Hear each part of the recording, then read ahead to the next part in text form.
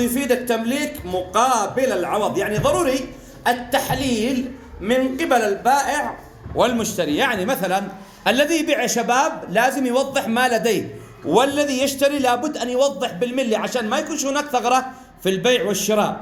الآن معنا عرفات سيبيع إن شاء الله شيء، وهنا عاصم الوعيل سيشتري منه. يلا تفضلوا أخبرونا كيف يكون بإفادة. شو يريد الألفاظ تكون واضحة مفصلة حتى لا يكون هناك ثغرة لأي أحد. تفضل. راح تبيع على هذا المقرب؟ ايوه هذا اقلام سبوره ملونه.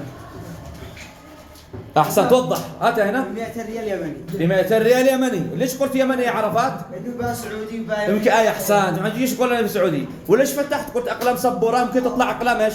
اقلام لوح. ممكن أقلام ورق. لازم توضح البضاعة. أحسنت. يلا تفضل. اشتريت منك وأنت إيش قلت؟ بعت منك خلاص.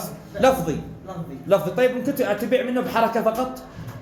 أحسنت. يعني هذه عندنا أبو يمن مالها تفيد البيع. ما رأيكم البيع صحيح أو لا؟ أحسنت. تحية لهم.